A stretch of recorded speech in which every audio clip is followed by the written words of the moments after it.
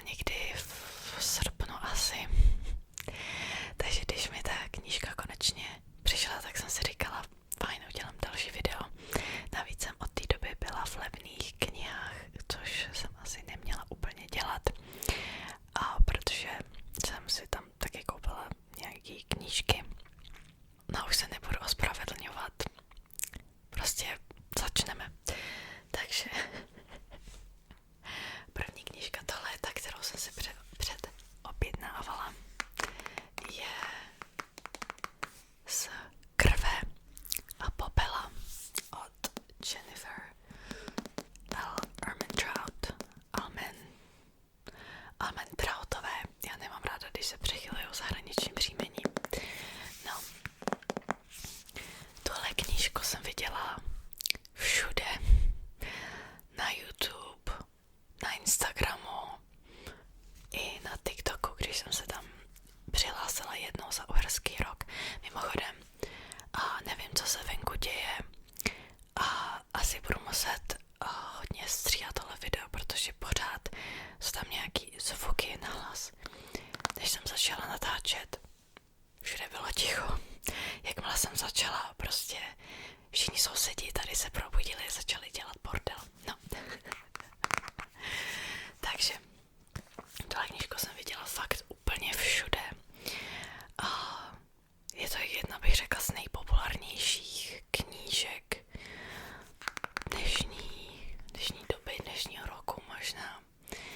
A já se přiznám, já jsem si vůbec nechtěla přečíst, protože to jsem četla recenze, jakože je to spíš romantika než fantazie a já upřímně jsem alergická na to, když knížka se jmenuje fantazie, ve skutečnosti je to jenom romantika s trochou fantazie, což je hodně knížek pro mladší, takový ty young adult, bych řekla.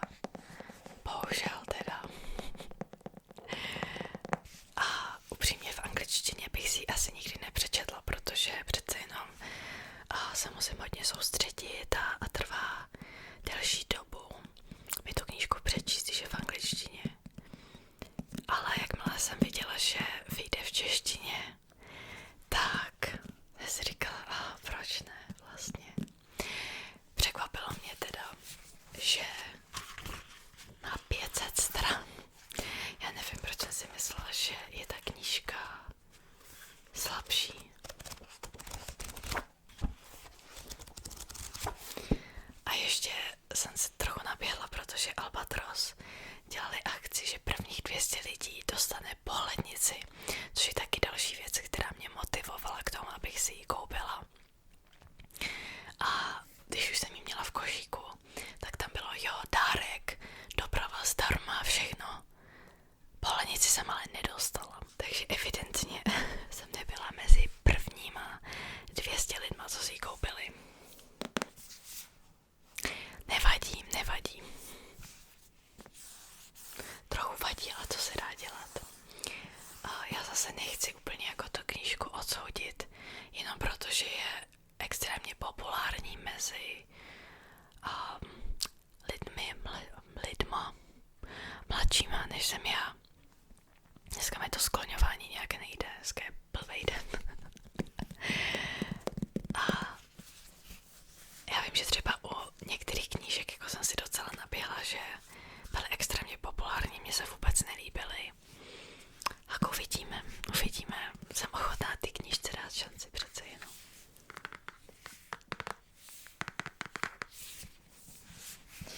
Já vám přečtu zadní stranu, když tak. Poppy byla už od narození vyvolena, aby svět přivedla do nové éry a její život tak nikdy nepatřil jen jí. Na rameno jí teď leží budoucnost celého království, sama však neví, zda o to vůbec stojí. A když do jejího života vstoupí zlatooký strážce Hawk, který má zajistit její povznesení, Poppyn osud a povinnost se propletou s jejími touhami a potřebami. Poppy začne zpochybňovat vše, v co kdy věřila, a Hawk ji uvede v pokušení vyzkoušet zakázané. Já fakt nevím, proč jsem si tohle knížku koupila.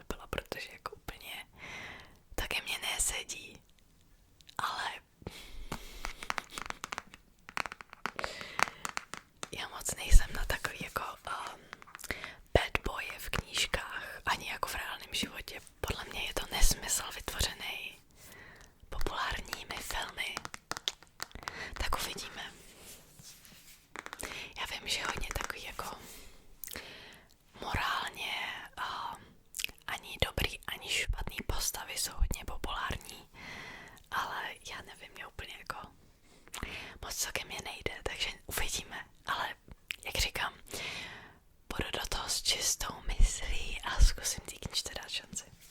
Aspoň, když nic jiného, tak uvidím, jestli jako to za to stálo, jestli opravdu ta popularita ty knížky za to stála. No. Jdeme dál. Potom jsem teda byla v levných knihách, jak jsem říkala. A levné knihy mají hrozně krásný edice knížek. Já se musím podívat, kdo to vydává. Fortuna Libry. Já nevím, jestli tyhle edice se dají koupit jinde. Jsou to teda klasiky, klasická díla. Já už myslím, že mám obraz Doriana Graye. Někde tamhle myslím, že je. A tak nějak poslední dobou mě hodně lákají klasiky a klasická díla. Tohle je teda Kulička a jiné povídky od Guye de Maupassanta. Moc neumím francouzsky. A já jsem Kuličku četla měla jsem ji mezi vybranýma knihama na maturitu. Já vím, že když já jsem maturovala, tak ten rok z nějakého důvodu jsme měli prostě obrovský seznam knížek, z kterého jsme si mohli vybírat.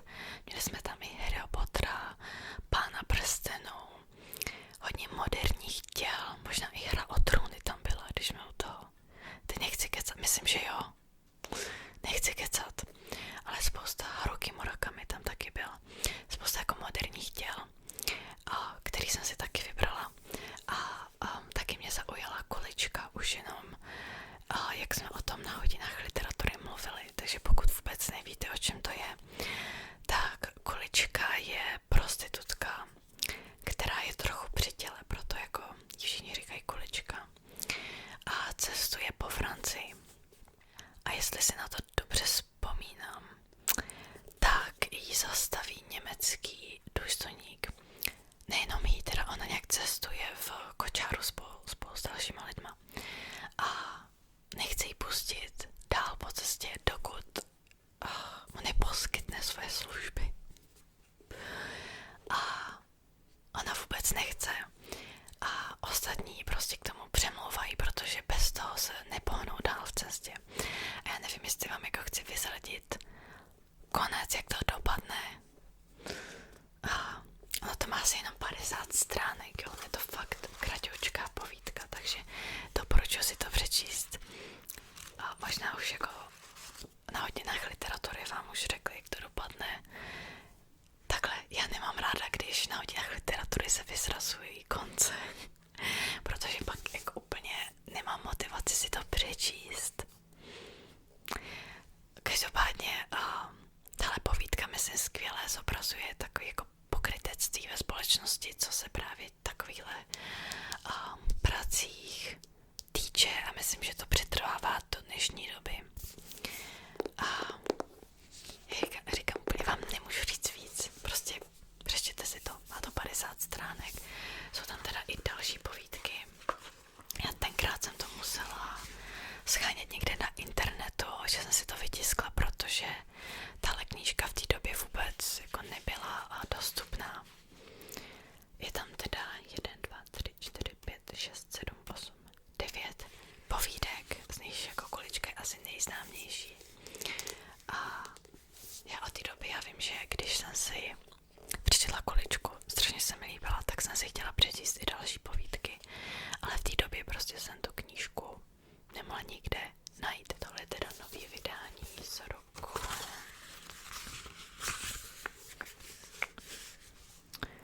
2019 asi, tedy že to bylo přeloženo 2016, ale obálka byla vytvořena v roce 2019, takže já předpokládám teda, že to je z roku 2019 vydání druhé.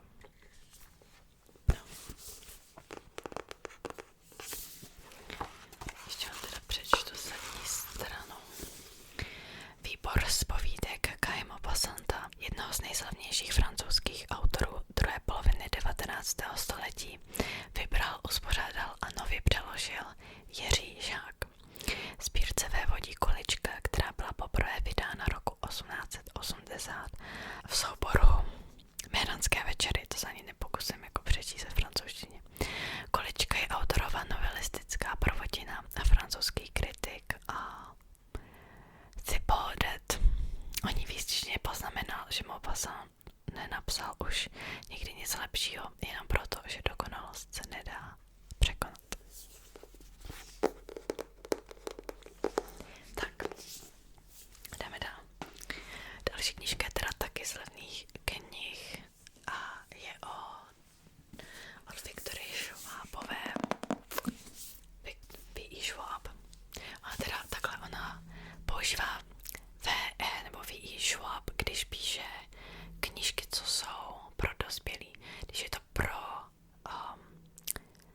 15letá jako young adult, tak používá Victoria Schwab. No to je jedno. Tohle je temný duet. Temný duet. Temný duet. A já dneska nevím, co se se mnou stalo, prostě. No. Je to teda temný.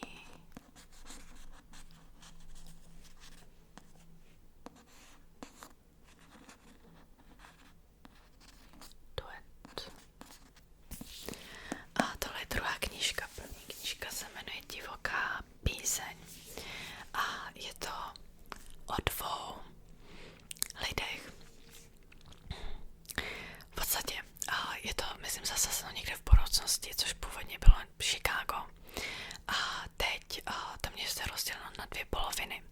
Jednu polovinu ovládá gang, který vás dokáže ochránit před monstry. Myslím, že tam nějak ty příšery se rodí z násilí, něco takového, myslím. Tady já čtu tu zadní stranu, ale tady už to není vysvětleno. To bylo jenom na té první knížce. A ta druhá polovina v podstatě nemá žádnou ochranu, takže je tam mnohem nebezpečnější žít. V té první polovině panuje takový spíš jako taková diktatura, takže v podstatě musíte vyměnit nějakou svobodu za bezpečí. V té druhé polovině máte svobodu, ale zase je tam větší nebezpečí, že vás prostě napadne příšera. A právě je to o dvou lidech, kteří bydlí na těch polovinách, jeden na jedný, druhý na druhý. A já jsem ji četla, to už je strašně dávno, když jsem četla tu první knížku a nikdy jsem se nějak nedostala k druhé knížce. A je tam taky spousta hudebních metafor, je to hrozně jako hezky psaná knížka. A právě, že už je skoro vyprodaná a měli jenom v levných knihách, normálně už jsem ji nesehnala. Nevím, jak je to možný. A měli snad už jenom 4 kusy nebo co, takže proto jsem si ji koupila, dokud jako úplně se nevyprodá. A nevím, kdy se k ní dostanu, snad brzy někdy teda. No, jdeme dál. Už natáčím tak dlouho a zatím jenom jsem mluvila o 3 knížkách. Další knížka je Mowgli. To bylo nahlas. Mowgli od Rudyarda Kiplinga, který napsal právě knihy džunglí. 2 díly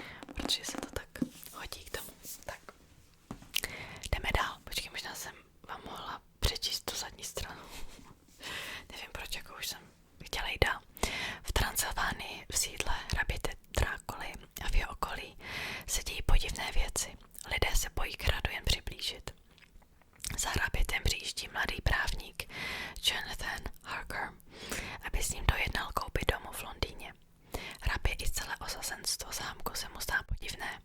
Není divu, hrabě s ním jedná pouze v noci, jeho obraz není vidět v zrcadle. Právník ho nikdy neviděl nic jíst ani pít. Jen náhodou se Harker zachrání před útokem Drákuly, který se rozbězní při pohledu na jeho krev, když se řízne při holení. Rozhodne se vrátit do Londýna, ale Drákula se tam zanedlouho objeví a začnou se dít podivné věci.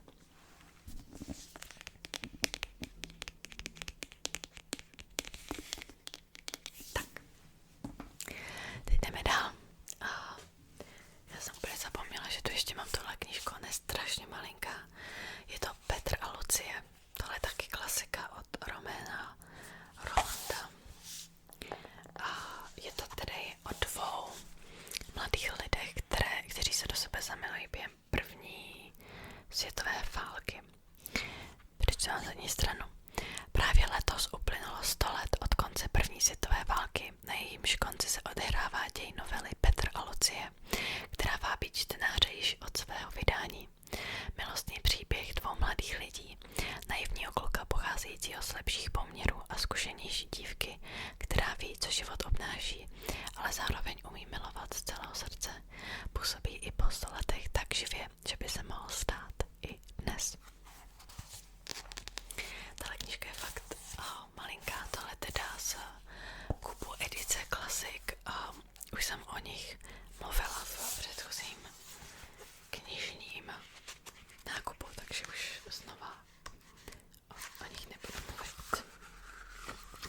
Má to teda jenom 96 stran, možná i méně.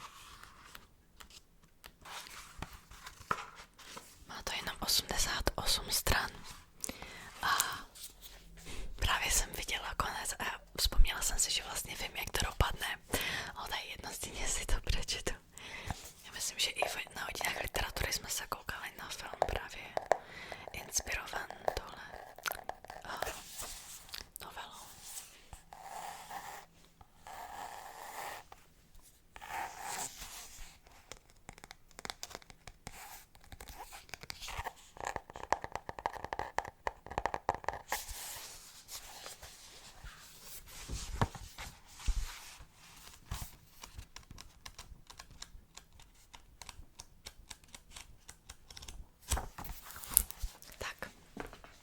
Poslední knížka jsou Zády Udolfa. Jsou to 2 díly. Je to jeden román. Napsala to Anne Radcliffeová. A já nemůžu ty knížky z toho dostat ven vůbec.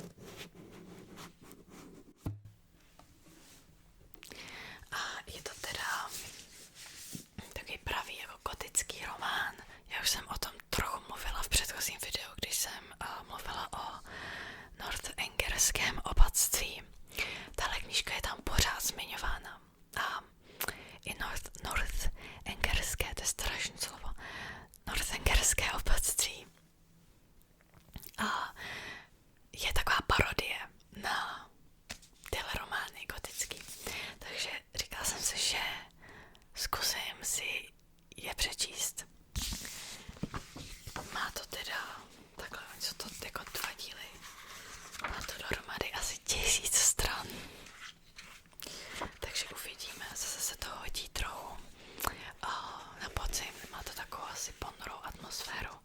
V podstatě, jestli jsem to dobře pochopila, z toho northengerského opatství a tak dále. Je to v podstatě o hradě, kde se dějou nějaké podivné věci, jsou tam duchové vraždy, možná já sama upřímně přesně nevím. A právě tahle díla inspirovala horory dnešní doby. Já si myslím, že na nás to bude asi trochu slabota, taková jako hororová knížka z minulosti. Na druhou stranu to je perfektní pro mě, protože já jsem strašbitel. A jako moderní horory mě prostě osobně nesedí. Ale tenhle třeba bude, uvidíme. A přečtám zadní stranu. Ve slavném romantickém románu Záhady Udolfa vytvořila Anne Radcliffeová, vynikající vypravěčka, kterou obdivovala a o níž se v mnohém inspirovala Jane Austen, sestry Bronteovy, Edgar Allan Poe a mnoho dalších. Napínavý dobrodružný příběh plný dramaticky vypjatých scén, překvapivých zvratů, úkladných intrik a tajemných záhad. Jeho mladá hrdinka Emilie prožila šťastné dětství, ale v další cestě životem zakouší jinou a mnoho drsnější tvář světa a při své citlivosti čelí všem těžkým zkouškám za cenu mimořádného duševního vypětí. Tak. A to ještě pokračuje, ale myslím, že jako už chápete, o čem to je asi. Já jsem právě hrozně zvědavá na tu knížku. A jako ani mi nevadí, že to má 1000 stran. Já upřímně jsem jako z těch lidí, co spíš mají rádi delší knížky, protože kratší knížky na mě jako nedokážou zapůsobit, nebo jak bych to popsala. Prostě s těma postavama nestrávím tak dlouhou dobu, aby na mě zanechali nějakou stopu. Takže mě třeba osobně jako spíš sedí knížky od 400 stran a vejš. Většinou, když je to pod 400 stran, tak jako není to ono, ještě tak 300 až 400 stran ještě jako zkousnu. Jakmile to míň, tak už to jako, už mě tak moc nesedí. Nevím, asi jsem divná. No, tohle je teda poslední knížka. Já doufám, že se vám tohle video líbilo. Bylo trochu delší, než jsem zamýšlela, ale to nevadí. Tohle je hrozně zajímavý zvuk.